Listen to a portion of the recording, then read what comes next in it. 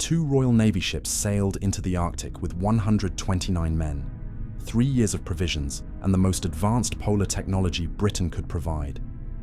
None of them came home. Search parties spent more than a decade looking for them. What they eventually found were fragments, abandoned boats, scattered human remains, and a single sheet of paper placed beneath a stone cairn. It would take more than a century and a half, and the testimony of Inuit communities that many British officials and commentators had undervalued, before the ships themselves were found. This is the story of how an expedition built on confidence and preparation disappeared into the ice, and how, piece by piece, the Arctic gave its evidence back. By 1845, Britain had spent decades and considerable resources looking for a sea route across the top of North America, the Northwest Passage. Finding it promised trade advantages, and just as importantly, prestige. The Royal Navy had already charted much of the surrounding coastline. What remained was a gap of a few hundred uncharted miles. It looked, on paper, like a solvable problem. Command went to Sir John Franklin, a 59-year-old officer with decades of naval and Arctic experience, including 2 earlier overland expeditions.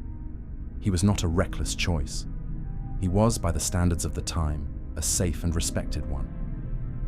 His ships, HMS Erebus and HMS Terror, were former bomb vessels, built with unusually strong hulls, now reinforced further with iron plating for the ice.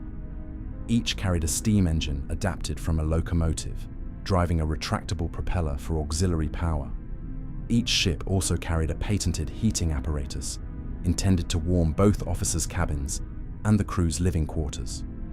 The holds were packed with tinned, preserved food, a relatively new technology alongside more traditional stores. By every visible measure, this was the best-equipped Arctic expedition Britain had ever sent. The ships left England in May 1845. In July, whaling vessels in Baffin Bay reported seeing them anchored, waiting for open water. It was the last confirmed sighting by anyone who returned to Tel Aviv. The expedition's first winter was spent at Beechey Island. The expedition had already suffered its first deaths, although the surviving evidence does not reveal what conditions were like across the rest of the crew. 3 men were buried there under carefully lettered headstones, a detail that later searchers found unsettling precisely because of how ordinary it looked. In the following season, the ships pushed south and west, working toward King William Island, territory that, unknown to Franklin, sat directly in the path of some of the thickest, most persistent pack ice in the entire Arctic archipelago. By September 1846, both ships were frozen fast, locked in ice that would not release them. For nearly 2 years, the ships remained locked in place.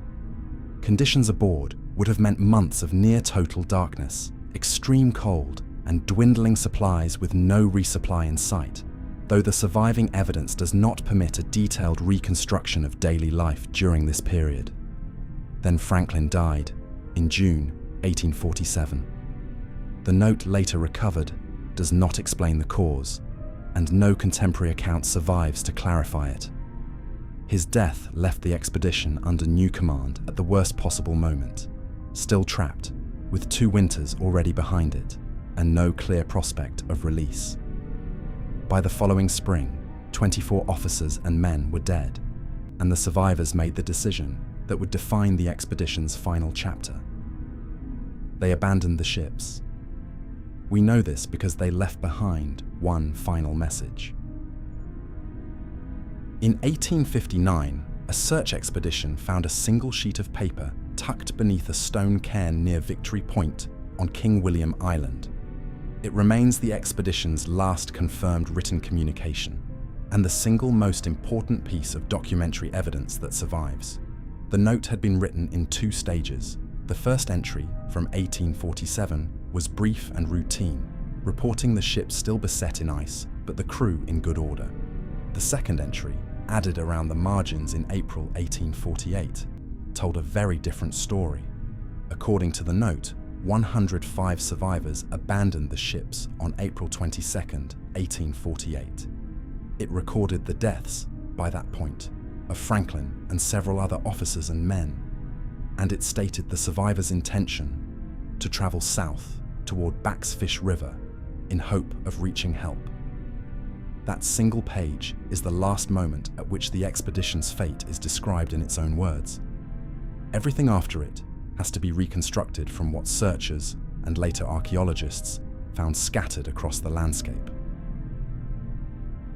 The 105 survivors began moving south. At least some hauled heavy wooden boats mounted on sledges, loaded with supplies, tools and equipment. Later searchers found heavy and seemingly impractical possessions among what was abandoned along the route, including silverware and books. Whether these choices reflected naval habit, personal attachment, or decisions made before the full severity of the retreat was understood remains uncertain. The distance to Backsfish River, and any hope of rescue beyond it, was immense, hundreds of miles across ice, open water, and barren tundra, without resupply. Even for well-provisioned, healthy men, it would have been an extraordinarily difficult journey. For men already weakened by nearly 3 years of confinement, it was close to impossible. Search expeditions in the following decades found the physical trace of that collapse strung out along the coastline. Abandoned boats, scattered equipment, and human remains, some in isolated groups, suggesting the retreating column broke apart over time rather than staying together to the end. No single cause explains what happened. The available evidence points towards several factors compounding one another. Starvation, exposure, and exhaustion almost certainly became severe during the retreat. Scurvy remains a plausible contributor, particularly as the survivors' condition worsened, although the evidence does not establish exactly when it became widespread. Tuberculosis and other infectious disease may also have affected the crew, based on skeletal evidence from some recovered remains. Poor decisions likely played a role too, though it is difficult, from this distance, to separate genuine misjudgment from choices that simply had no good alternative once the ships became trapped where they did.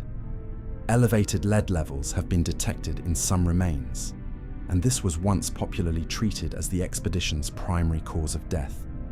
A simple, singular explanation involving poorly soldered food tins. More recent research has complicated that picture substantially. Lead exposure in this period was common across many contexts. Not only shipboard food and elevated levels alone do not establish that lead poisoning was the decisive factor. Lead poisoning is no longer considered a complete explanation on its own. Perhaps the most difficult evidence involves cut marks found on some skeletal remains, consistent with the deliberate removal of flesh. This does not need melodrama to convey its significance. It is evidence of men in the final stages of extreme starvation, making choices under conditions almost impossible for most people to imagine. It should be understood as a marker of how severe the crisis had become, not as a sensational detail. The expedition was probably not destroyed by one fatal mistake. It was destroyed by a chain of failures, geographic, medical, and logistical, that became impossible to reverse. While British searchers combed the Arctic for physical traces, Inuit communities in the region had already encountered survivors, and later, evidence of what had happened to them. Explorers including John Ray and Charles Francis Hall actively gathered Inuit accounts describing starving men, hauling boats, abandoned equipment, and human remains. Some British officials and commentators resisted or undervalued this testimony, particularly when it contradicted the heroic image being constructed around Franklin. Ray's 1854 report, which included testimony pointing toward cannibalism among the survivors, provoked fierce public outrage. Charles Dickens publicly attacked the evidence, helping protect the heroic image that had formed around Franklin. Later, archaeological and forensic work confirmed the importance of details preserved in those accounts. Inuit knowledge of the region's ice, currents, and terrain, expert, first-hand knowledge of the Arctic environment. would prove essential, not incidental, to locating what remained of the expedition more than a century later. In September 2014, a Parks Canada-led search located HMS Erebus approximately 80 kilometers south of King William Island, resting upright in shallow water. Inuit oral history and local knowledge were important to the wider search effort that led to the discovery. 2 years later, in 2016, HMS Terror was discovered farther north in Terror Bay. The breakthrough came after Joa Haven resident Sammy Kogvik described seeing a large piece of wood protruding through the ice there during an earlier hunting trip. The wreck was found upright on the seabed, with cabins, passageways and objects inside still extraordinarily well preserved. Both wrecks remain subject to the slow processes of decay and shifting conditions on the seabed.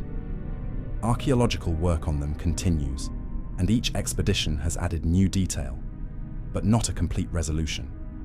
The ships confirm where the vessels ultimately settled. They do not, on their own, explain everything that happened to the men who left them. Britain sent this expedition with confidence, discipline, and the best technology available to a 19th century navy. The Arctic exposed the limits of all three. The men themselves disappeared, in the most literal sense, from the historical record. But they did not disappear without trace. A note beneath a cairn, bones scattered along a retreat route, objects left behind in the snow. Testimony carried for generations by people the Royal Navy had been too slow to listen to. And finally, 2 ships, found in waters illuminated by testimony preserved across generations.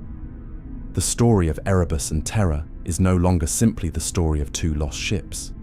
It is a demonstration of how history gets reconstructed, not from a single document or a single discovery, but from fragments, patiently assembled, across a century and a half. The Arctic did not give up its evidence easily, but it kept it.